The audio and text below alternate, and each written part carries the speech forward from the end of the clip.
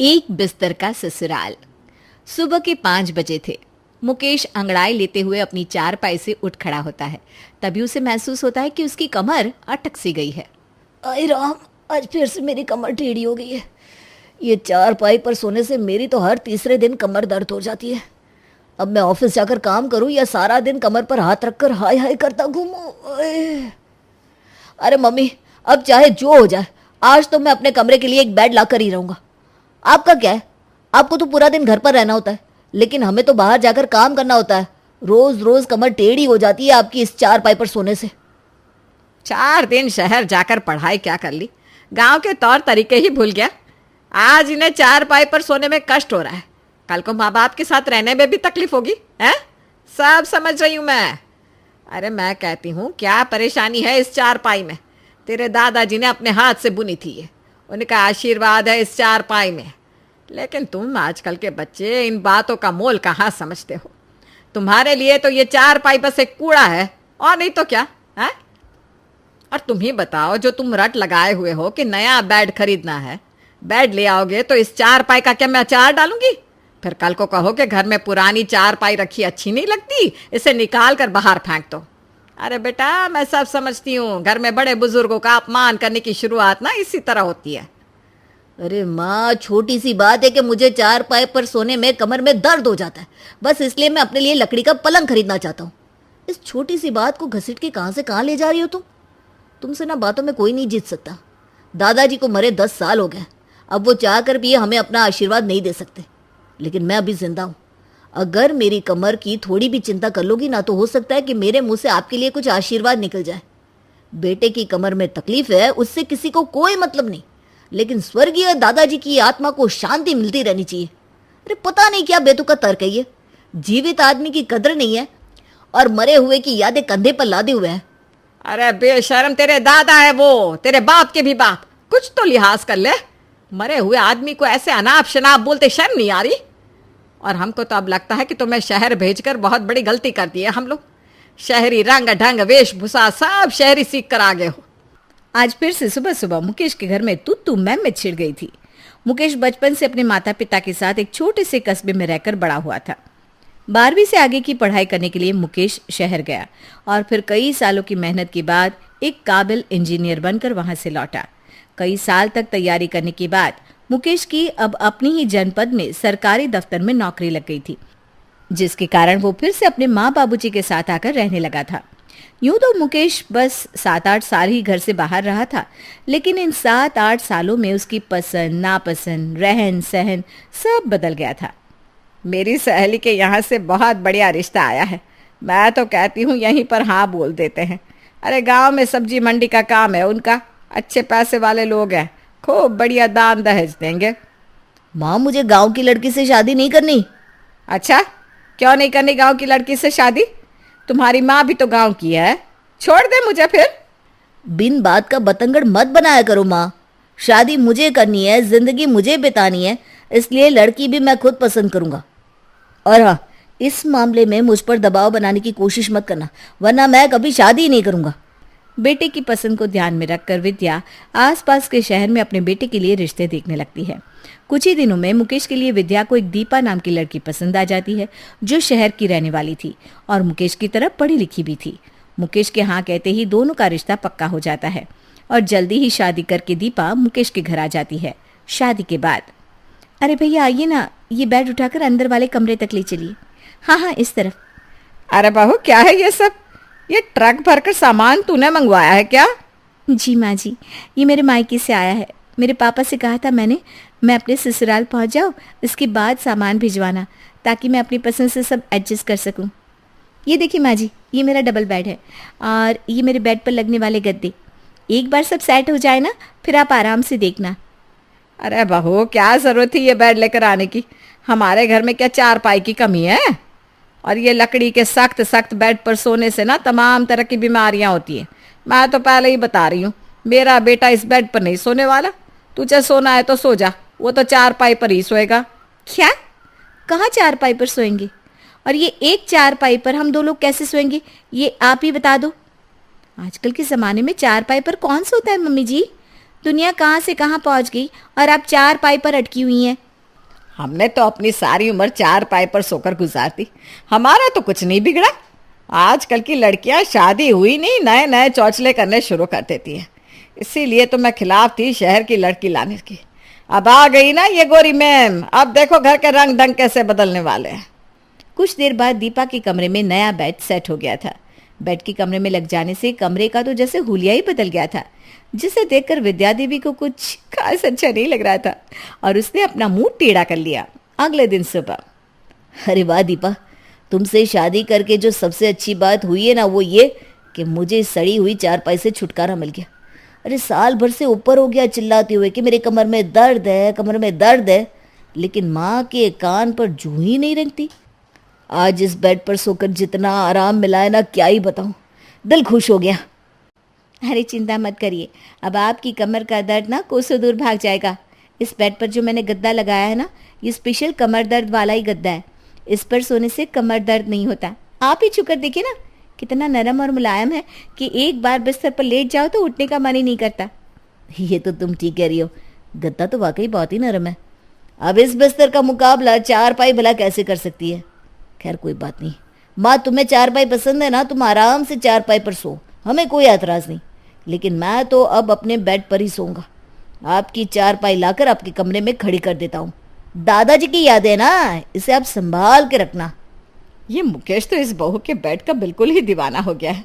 लगता है बहू का गद्दा कुछ ज्यादा ही नरम और मुलायम है। एक बार बैठकर देखती हूँ कि आखिर ऐसा क्या खास है उस गद्दे में जो ये छोरा बावला हुआ जा रहा है।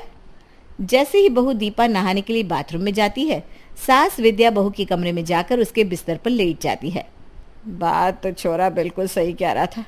अरे ये पलंग है या शाही बिस्तर, इस पर लेट कर तो उठने का मन ही नहीं कर रहा।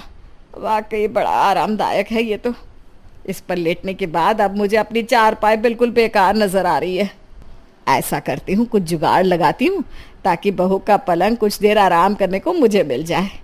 शाम के समय, अरे आजकल की बहुओं को तो जरा से भी शर्म नहीं है, खुद जाकर अपने नरम मुलायम बिस्तर पर पसर जाती है।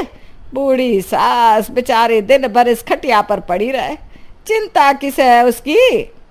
अरे माँ जी, आपको भी बेड पर लेटना हो तो आप आ जाया कीजिए ना दोपहर में मेरे कमरे में, आराम कर लिया कीजिए। इसमें इतना बातें बनाने वाली कौन सी बात है। ठीक है बहू, अब तू इतनी जिद कर रही है तो तेरे कमरे में आकर लेट जाया करूंगी। अगले दिन दोपहर में विद्या जाकर बहू दीपा के पलंग पर लेट जाती है। कुछ देर बाद, अरे अब तू मेरा मुंह क्या देख रही है, मेरे साथ बिस्तर पर लेटेगी क्या तू? हाँ, यही संस्कार सिखाए तेरे माँ बाप ने। हमारे यहाँ जिस बिस्तर पर सास बैठ जाए ना, वहां बहू बैठ भी नहीं सकती, और तू मेरे बगल में आकर लेट गई। आपके कहने का मतलब क्या है मम्मी जी? मैं मेरे बेड पर नहीं सो सकती? लो जी, अब महारानी चली है हमारे घर में तेरा मेरा बतियाने। तू सीधे सीधे बता, तू यहाँ से जाती है या फिर मैं उठकर चली जाऊं? अच्छा ठीक है माँ जी, आप आराम से लेटिए, मैं बाहर जाकर आराम कर लेती हूँ। मैंने बेकार में माँ जी को अपने कमरे में बेड पर सोने के लिए इनवाइट किया, उन्होंने तो मुझे ही मेरे कमरे से बाहर निकाल दिया। चलो कोई बात नहीं, एक दिन की तो बात है, उन्हें भी आज मेरे बिस्तर पर सोकर शौक पूरा कर लेने दो। दिखावा करने के लिए तो माँ जी चाहे लाख दिखाती हो कि उन्हें चारपाई पसंद है, बेड नहीं। लेकिन आखिर ऐसा कौन होगा जिसे यह नरम बिस्तर पर सोना पसंद ना आए। दीपा अभी तक समझ नहीं पाई थी कि विद्या को अपने कमरे में सोने की दावत देकर उसने कितनी बड़ी गलती कर दी है। अब तो विद्या का ये रोज का ही काम हो गया था। दोपहर में नाश्ता करने के बाद 10-11 बजते ही वो जाकर बहू के कमरे में बिस्तर पर लेट जाती और उसके बाद शाम तक वहां से हिलती ही नहीं, जिसके कारण बहू दीपा को ना चाहते हुए भी बाहर चारपाई पर बैठना पड़ रहा था। एक सप्ताह के बाद, अरे तुम तो बड़ा कहते थे मेरी माँ को बेड और ये गद्दे बिल्कुल पसंद नहीं है, लेकिन जब से मैं शादी होकर आई हूं ना, हर रोज मेरे बेड पर तुम्हारी माता जी आराम कर रही हैं। पूरा दिन मेरे कमरे पर कब्जा जमा कर रखती हैं वो। क्या बात कर रही हो, माँ को कब से लकड़ी का बेड पसंद आने लगा? प्यारे पतिदेव, आपने वो वाली कहावत नहीं सुनी, हाथी के दांत खाने की और दिखाने की और? मुझे लग रहा है तुम्हारी मम्मी को सभी सुख सुविधा, सोफा, बेड, वॉशिंग मशीन सब अच्छा लगता है। बस वो ये दिखावा करती हैं कि उन्हें जमीन से जुड़े रहना और सारे काम अपने हाथों से करना, चारपाई पर सोना बहुत अच्छा लगता है। लेकिन असलियत ये है कि मेरे मायके से आए हुए सामान का सबसे ज्यादा इस्तेमाल तुम्हारी मम्मी ही करती हैं। देखो भाई, अगर मम्मी वाकई तुम्हारे बेड पर सोने लगी है ना, तो ये तो बहुत अच्छी बात है। और समय के साथ ना सभी को अपने अंदर बदलाव करने की ज़रूरत होती है। ये तो अच्छा हुआ ना कि तुम्हारे घर पर आने से मम्मी ने नई चीज़ों को अपनाना सीख लिया। हाँ, बहुत अच्छा हुआ, लेकिन तुम्हारी मम्मी की सोच अभी भी नहीं बदली। अरे वो खुद मेरे कमरे पर कब्जा जमा कर बैठ जाती है और मुझे बाहर चारपाई पर सोने के लिए भेज देती है। देखो, साफ साफ कह रही हूँ मैं, आपकी मम्मी चारपाई पर सोए या बेड पर, मुझे उससे कोई प्रॉब्लम नहीं है, लेकिन मैं अपना बेड किसी के लिए छोड़ने वाली नहीं हूँ। अरे ठीक है, शेयर करने तक भी ठीक था, लेकिन उन्होंने तो मुझे मेरे कमरे से बाहर निकाल दिया। देखो, अब ये ना मुझसे और बर्दाश्त नहीं होगा। देखो दीपा, मैं समझता हूँ कि माँ जो भी कर रही है वो गलत है, लेकिन तुम भी सोचो ना, इस तरह से माँ को तुम्हारे कमरे में जाने से मना करना कोई अच्छा थोड़ी ना लगेगा। वो तुम्हारी भी तो माँ के समान है, थोड़ा एडजस्ट कर लो ना। ओफो, ठीक है, कोशिश करती हूँ। अरे जब से बहू के बेड पर सोना शुरू किया है, मुझे ये खटिया रात भर चुभती है। ऐसा लग रहा है जैसे इस पर लेट कर तो कोई आराम ही नहीं मिल रहा। ऐसा क्या करूं कि रात को भी बहू के बेड पर ही सोने को मिल जाए। अगले दिन, अरे बहू, पता नहीं क्या हुआ, रात से मेरी कमर में बड़ा दर्द है, जरा सा भी झुका नहीं जा रहा। हाय रे मेरी कमर। अरे माँ, ऐसा क्या हो गया अचानक? चलो मैं आपको डॉक्टर को दिखा देता हूँ। अरे नहीं नहीं बेटा, ऐसा कुछ नहीं है कि डॉक्टर के पास जाना पड़े। बस थोड़ा आराम करूंगी ना तो ठीक हो जाएगा। वैसे भी अभी तो इतना तेज दर्द है कि हिलने का भी मन नहीं हो रहा। ऊपर से ये खटिया इतनी नीचे है कि झुककर उस पर बैठा भी नहीं जा रहा। अरे गोली मारो ना इस खटिया को। आप चलिए मेरे कमरे में बेड पर आराम करिए, ज़्यादा झुकना भी नहीं पड़ेगा और उस पर कमर सीधी रहेगी तो आराम भी जल्दी मिलेगा। मुकेश सहारा देकर माँ को अपने कमरे में ले जाता है। जब से विद्या के कमर में दर्द हुआ था, दिन हो या रात, अब तो वो बहू के कमरे से बाहर निकलने का नाम ही नहीं ले रही थी। ये सही आइडिया लगाया मैंने, बिल्कुल तीर सही निशाने पर लगा है। अब मैं आराम से यहाँ सोऊंगी और ये बहू सोएगी मेरी चारपाई पर। मुझे ऐसा क्यों लग रहा है कि माँ जी का कमर दर्द सिर्फ बहाना है, उनकी कमर में कोई दर्द नहीं हुआ। क्या करूँ ऐसा कि माँ जी की असलियत इनके सुपुत्र के सामने आ जाए। अगर मैं समझाऊंगी तो उन्हें समझ में आने वाला है नहीं। सबूत तो दिखाना ही पड़ेगा कि उनकी माँ कितनी बड़ी ड्रामेबाज है। आइडिया, अब बताती हूँ माँ जी को कि उन्होंने किसके साथ पंगा लिया है। दीपा अपने कमरे में मोबाइल को वीडियो रिकॉर्डिंग मोड में सेट करती है और बेड के नीचे 500 का नोट ऐसे रखती है कि वो आधा झांकता हुआ नजर आए। कुछ देर बाद विद्या सोने के लिए कमरे में दाखिल होती है और देखती है कि बहू के बेड के नीचे से एक 500 का नोट झांक रहा है। 500 का नोट कहाँ से आ गया? चुपचाप उठा लेती हूँ। विद्या नीचे से नोट उठाकर उसे अपने पास रख लेती है। कुछ देर बाद बहू बहाने से कमरे में आकर अपना छिपा हुआ फोन वहां से ले जाती है। अब आया ना ऊंट पहाड़ के नीचे। अब ये वीडियो मैं मुकेश को दिखाऊंगी, उन्हें भी तो पता चले कि उनकी माँ कितनी बड़ी ड्रामेबाज है। मेरा बेड हथियाने के लिए कमर दर्द का झूठा बहाना करके बैठी हुई है। शाम के समय जब मुकेश लौट कर घर आता है, उसकी पत्नी उसे माँ का वीडियो दिखाती है। ये तो पहले ही पता था कि माँ जी नाटक कर रही हैं, लेकिन मैं जानती थी कि अगर बिना सबूत के आपको कुछ भी कहूंगी तो आप यही समझोगे कि मैं आपकी माँ से चिढ़ती हूँ, तभी ऐसा कह रही हूँ। अब आप अपनी आंखों से देख लो कैसे पैसे देखते ही माँ जी दर्द भूल कर फटाफट नोट उठा रही है। माँ जी से तो ठीक से हिला भी नहीं जा रहा था, फिर ये कैसे? देखो दीपा, शायद माँ को बेड पर सोने में आराम मिल रहा है, इसलिए वो ये सब ड्रामा कर रही है। अब खुद इतने साल बिना सोचे समझे बेड के नाम से चिढ़ती आई है, इसलिए खुलकर कह नहीं पा रही है कि उन्हें अब चारपाई पर सोने में कंफर्टेबल नहीं लग रहा। देखो, माँ जी की इस ईगो के लिए मैं अपना कमरा कुर्बान नहीं करने वाली। आप अपनी मम्मी से बात करो और कल की कल मेरा बेड खाली कराओ। ठीक है। अगले दिन, माँ जी 12-24 यही है क्या? हाँ बेटा, यही है। बताओ क्या काम है? माँ जी, ये बेड का ऑर्डर किया था ना आपने, वही लेकर आया है।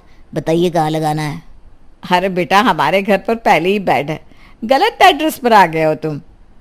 कोई गलत एड्रेस नहीं है, बिल्कुल सही पते पर आए हैं ये लोग, और ये बेड मैंने आपके लिए मंगवाया है। अरे बेटा, मैं तो चारपाई पर सो जाती हूँ, क्या जरूरत थी इसकी? अब से नहीं सोना है चारपाई पर, अब आपको हमारे साथ कमरे में कूलर की हवा में सोना है। अब बस भी करो ना माँ, स्वीकार क्यों नहीं कर लेती हो कि आपकी भी इस नरम मुलायम गद्दे पर सोने की आदत हो गई है? बेटे की बात सुनकर विद्या ने अपना सर झुका लिया था। आखिर में घर में दोनों सास बहू को अपना अपना बेड मिल गया था, जिसे पाकर दोनों फूली नहीं समा रही थी।